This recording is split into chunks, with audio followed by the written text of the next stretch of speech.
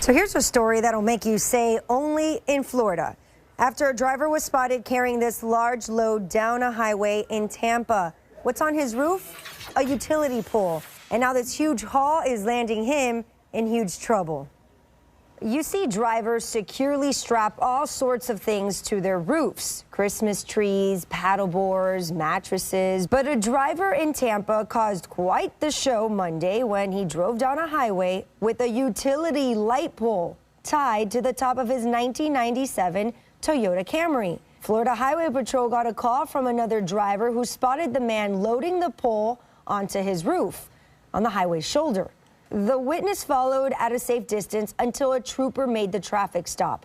The driver, 71-year-old Douglas Hatley of Lakeland, said he was trying to turn in the pole as scrap metal for cash, and that he didn't know it was illegal to take the pole, even if it was broken or had fallen. You see what's on the top of your car right there?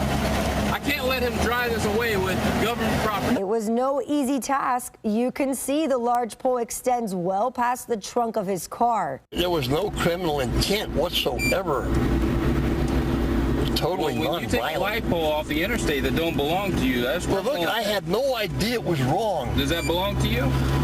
No, Obviously, but it's you knew good it was for wrong scrap. Hatley was arrested, charged with grand theft.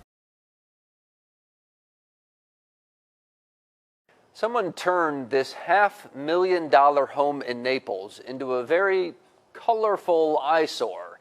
Neighbors say this unique paint job happened over the course of a week.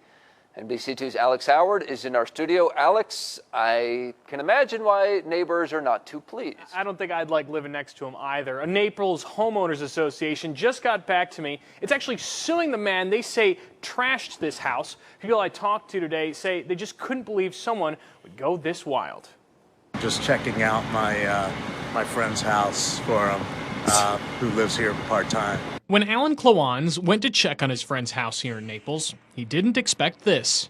Can't believe it. I absolutely can't believe someone would do something like this.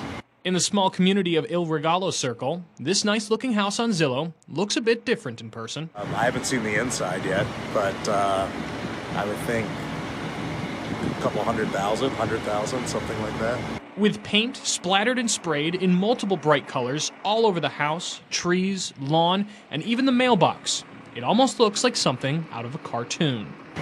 Obviously has a drug issue or something going on, because I've just never seen anything like this in my life. According to the Collier County property appraiser, the man who owns this house is 40-year-old Jeffrey Liebman, who neighbors say did this over the course of a week, even going so far as to spray "Who is Omar" on the side of the van parked outside. I'm actually looking at the car over here, the van. I don't know what that means, but the guy wanted to take something out on the house instead of, getting help.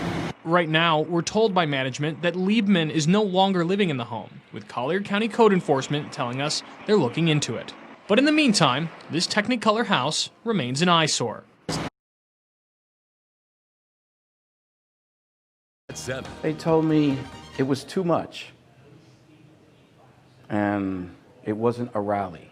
Right now at 7, a Florida man is fighting to bring his emotional support cutout to his appointments. He brings a life-size cutout of President Trump to keep him company every day during dialysis because his family can't always make it. But now the hospital says keep it at home. And tonight it's your big story at 7. Hi, everyone. I'm Krista Fogelsong. Thanks for watching. I'm Jeff Butera. This story's been blowing up online today.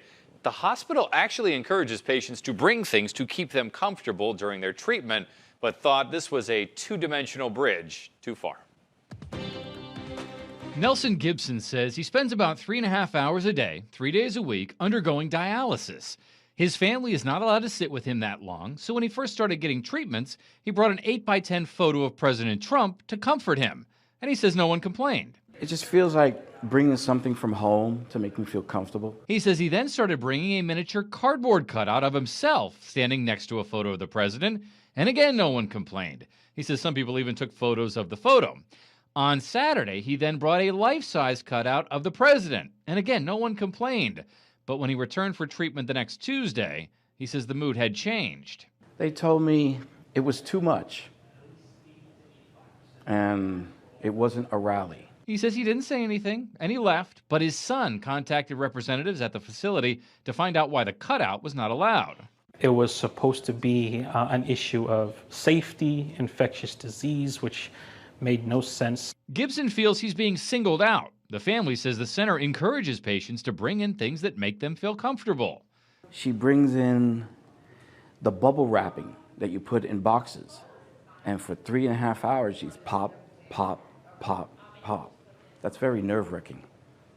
See, I don't do anything like that. I sit there quietly. It sits near me, and that's it. He hopes the facility will have a change of heart. What I would really like to happen is for them not to infringe upon my father's freedom of expression and speech and allow him to bring in the life-size cardboard cutout that takes up less surface area than a garbage can. Gibson family says they still don't know when he'll go back for treatment. Leaders at the hospital did not respond to requests for an interview.